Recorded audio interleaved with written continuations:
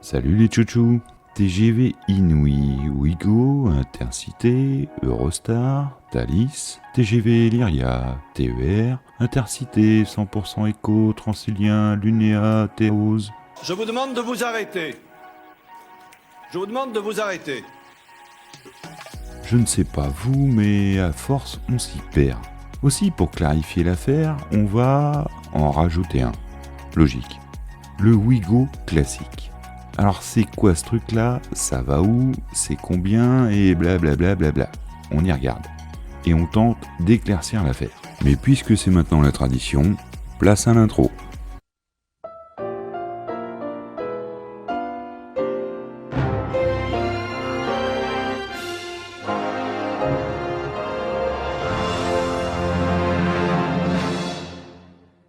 Alors, autant on va parler de train à prix réduit, autant là, vous le voyez, l'intro, on a claqué du budget.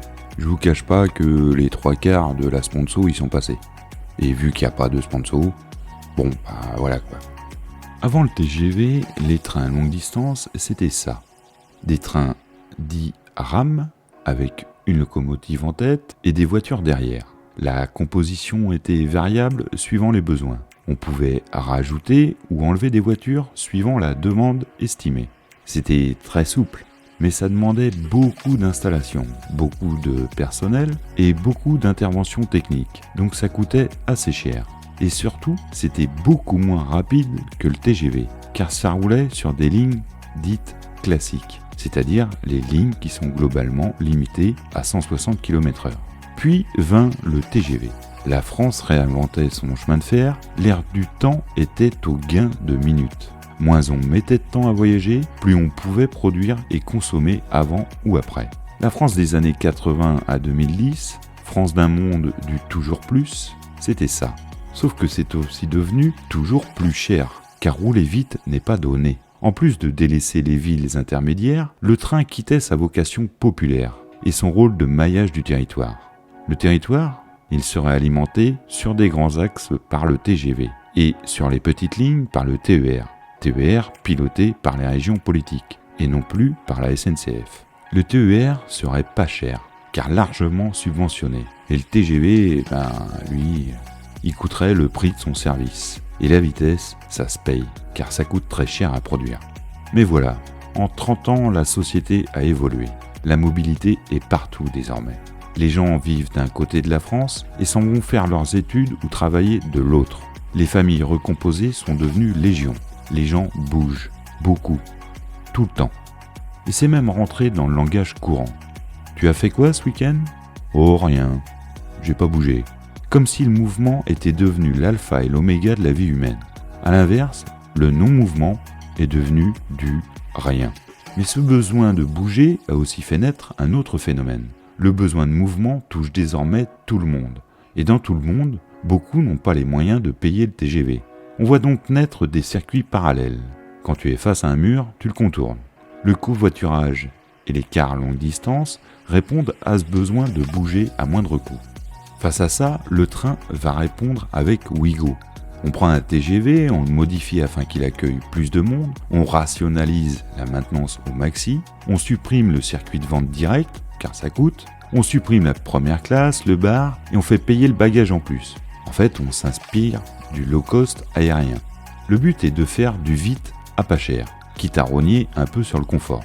Le voyage n'est qu'un instant de transition entre deux objectifs. Il n'est pas lui-même un objectif. Et c'est là où on n'a pas vu un truc essentiel. C'est tout, non? Mais non du con. On a tout axé sur le modèle économique, sans voir que derrière ça, les mentalités évoluaient. Bien entendu, le client recherchait le prix, mais il y avait autre chose. Il en manque une. Le slow life, le toujours plus avait vécu. Maintenant, on voulait de la simplicité. Et décliné à la mobilité, ça donnait une envie de prendre son temps. Le voyage faisait partie intégrante d'un tout. S'il devait être plus long, ce n'est pas grave. Seul compte le bien-être.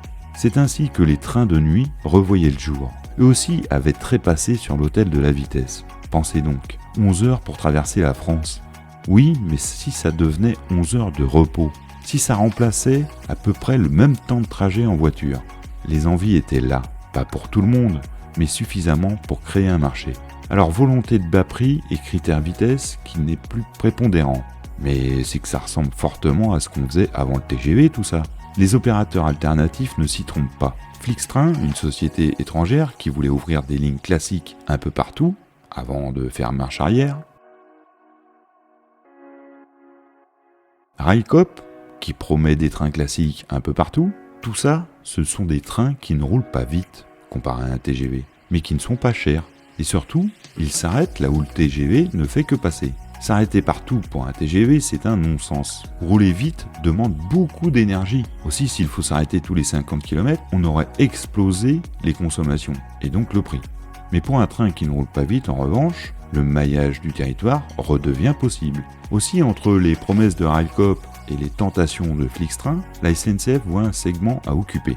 Enfin, à réoccuper, puisqu'elle l'avait avant. Pourquoi payer un truc qui roule à 320 km/h quand le temps n'est plus un objectif? Une amie de longue date, qui se reconnaîtra si elle regarde cette vidéo, me disait il y a bien des années « Je suis persuadé que des trains corail fonctionneraient, car tout le monde n'a pas un besoin impératif de rouler vite. Besoin et désir ou moyen d'en payer le prix. » Alors sans doute avait-elle raison trop tôt, mais l'idée était là. Mais voilà, faire du train, pas vite, pas cher, c'est compliqué, quand pendant 30 ans, on a tout axé sur la recherche du gain de temps. Aller demander un médaillé d'or du 3000 mètres olympique, de courir moitié moins vite et de faire du 100 mètres. Il va avoir du mal.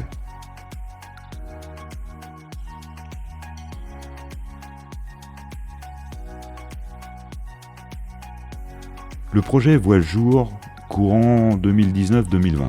Mais il y a une sombre histoire de virus, je sais pas trop quoi, qui va faire oublier temporairement tout ça.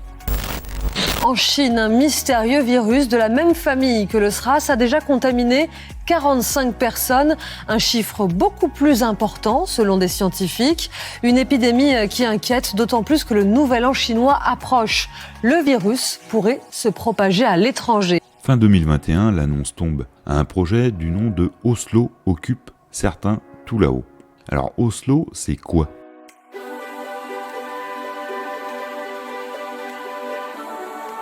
Located on the Orkid River in Norway's southeast is the beautiful city of Oslo.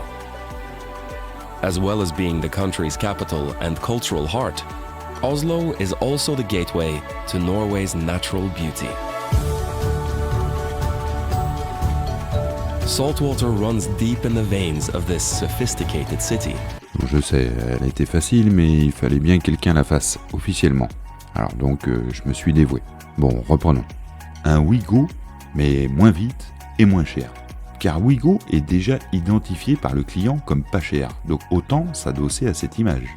Au niveau du nom du projet, le O pour Ouigo, un Ouigo pas vite qui répond aux besoins du slow life. Ouigo slow, Oslo, voilà, c'est une explication qui en vaut certainement une autre.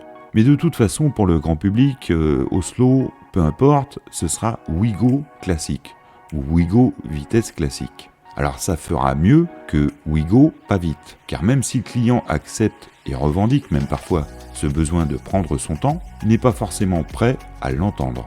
Déjà, adieu TGV, car à quoi bon mettre une Formule 1 pour rouler à 160 km/h ? Et du coup, adieu ligne TGV.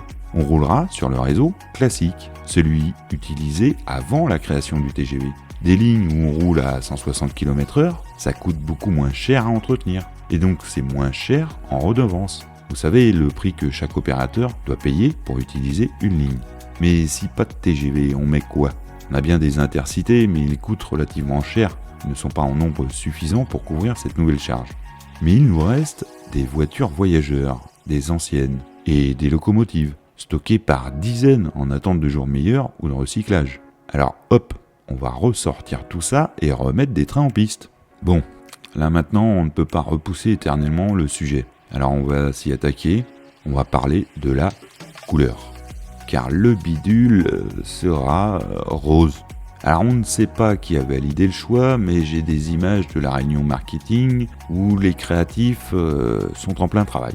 Ouais, ça va, ouais, super. Bon, Les gars, j'ai bossé comme un fou toute la nuit là, toute la nuit. Et en sortant de boîte de nuit vers 7h du matin, tu vois, j'ai trouvé The ID, tu vois. Bon, on n'est pas certain de la véracité historique de la vidéo, mais le fait est que le Wigo classique sera rose. Alors ça choque un peu sur un train, à travers les campagnes et les villes moyennes, un gros truc rose qui se promène, mais après tout, le but n'est-il pas celui-là, que ça tape à l'œil pour être vu.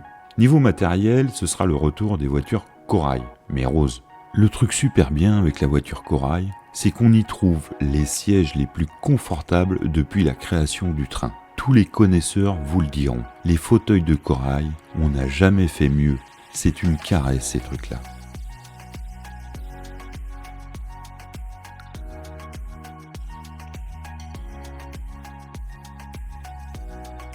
Pour les locomotives, ce sera des BB 22-200, des locomotives électriques bicourant. Alors, électrique, ça a l'avantage d'être bas carbone, vu que notre électricité est en grande partie nucléaire, donc très bas carbone, donc des locomotives électriques bicourant. Car sur ces anciennes lignes, l'alimentation est de 1500 volts, mais sur les lignes électrifiées plus récemment, c'est du 25 000 volts. Donc il faut une machine apte aux deux types de courant. La 22-200, c'est une bonne machine qui roule à 160 km/h. Elle fait partie de la famille des nez cassés. Et pour comprendre pourquoi ce surnom, il suffit de la regarder de profil. Cette forme atypique était connue pour maximiser la visualisation en cabine, en cassant les reflets possibles sur le pare-brise. Niveau informatique embarqué, il n'y en a pas. Le pupitre, ça ressemble à ça. C'est à l'ancienne, à comparer avec un pupitre de train d'aujourd'hui. Pas le moindre écran sur la 22-200. C'est une des dernières machines où les sensations étaient encore partie intégrante de la conduite. Écouter, sentir sa machine, lui parler même parfois. Mais oui, j'ai parfois parlé à mes machines. C'était ça, conduire. Alors je parle au passé, mais on en trouve encore en ligne actuellement, mais beaucoup moins qu'avant. On trouve aussi sa petite sœur, qui est dédiée sur un seul type de courant, la 7002. Détecter un bruit de patinage simplement au son et à l'étude des ampèremètres, ouvrir des bouquins qui ont trop vécu et ressemblent à des parchemins, manipuler des leviers, changer des fusibles gros comme mon bras, c'était ça le dépannage. Entrer dans la partie haute tension, même en ayant tout fait bien pour s'assurer que la sécurité était assurée, savoir qu'on allait toucher des parties normalement alimentées en 25 000 volts, ça met un petit coup d'adrénaline, pas piquer des hannetons. Cette machine est livrée entre 1976 et 1986. Aussi, tout est à l'ancienne. Mais de fait, ça la rend très fiable. Déjà parce qu'elle est archi connue maintenant, et en plus, moins il y a d'informatique, plus c'est fiable. Croyez-en l'expérience. Bon, c'est fiable, mais pour peu qu'elle soit entretenue un minimum, bien entendu. On prend beaucoup de plaisir à faire des trains de voyageurs avec ce matériel-là. Pour contenir les coûts, on va aussi agir sur le volet social.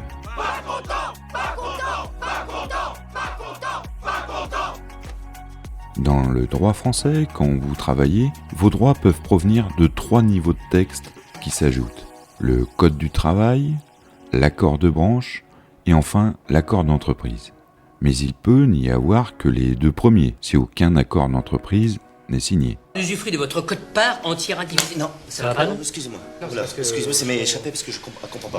À la SNCF, il y a des accords d'entreprise, mais Oslo sera une filiale, donc une entreprise partiellement indépendante. Les accords d'entreprise existants ne s'y appliquent pas. Ça va permettre de faire travailler les conducteurs sur d'autres modalités, et au final coûter moins cher. À noter que les conducteurs sont tous volontaires, de vrais volontaires, pas des volontaires désignés. Donc c'est que le deal doit les satisfaire. Pour les destinations, ce sera 2 grands axes pour commencer. Ceux où la concurrence car et covoiturage est la plus prégnante. Paris-Nantes et Paris-Lyon. Et vu que le but est de desservir les villes où le TGV n'allait pas, pour Nantes il y aura 2 itinéraires. Au nord par Chartres et Le Mans, et au sud par Orléans, Blois, Saint-Pierre-des-Corps, Saumur. Les 2 retrouveront un itinéraire commun à Angers pour filer vers Nantes. Au départ de Paris, ce sera Austerlitz pour les Nantes et Bercy pour les Lyons. Les trains desserviront aussi des gares parisiennes peu de temps après le départ. Villeneuve, Juvisy, Massy, Versailles, blablabla. Niveau prix enfin, car c'est là le nerf de la guerre, adieu la variation perpétuelle des prix en fonction de la charge et du moment d'achat. Ce sera plafonné. Donc TF1, adieu les reportages sur « Alors, combien vous avez payé votre trajet Paris-Montpellier ? Ah, il y a Michel à côté, il a payé 2 fois mon prix alors que moi j'ai payé moins cher, et blablabla. » ça commencera à 10 € et au max 30 €. Et ça bougera pas. Et c'est tout. Au moins, ça sera simple. Bon, évidemment, ça sera de l'achat uniquement sur Internet. Alors, marchera pas. Comme souvent, c'est la qualité de service qui décidera, car le marché, lui, il existe. À partir du moment où tu veux reprendre la main sur ton propre temps, c'est pas forcément pour être plus productif. C'est pas ça l'intérêt en fait. C'est pas de faire plein de choses en permanence.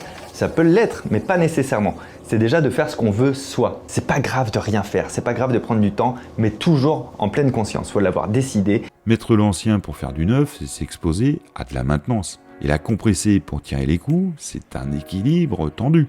Et si le matériel venait à flancher, alors la qualité serait dégradée. Et les clients retourneraient bien vite au quart. Inversement, si on claque trop en maintenance, alors le modèle économique ne tient plus. Et le produit n'a plus de raison d'être. Aussi pour le bien de tous et de notre planète, espérons que cet équilibre soit stable et viable dans la durée. Car revoir des rames un peu partout, ce serait sympa. Que ce soit des rames Oslo, Railcoop ou même Flixtrain, tant que ce sont des trains qui viennent piquer des clients à la route, autocars et voitures, moi je trouve ça très bien. Que redémocratiser le train, remailler le territoire, ça donne envie. Allez, du moment que tout ça, ça reste du train, en classique ou en LGV, en bleu ou en rose, tchou tchou.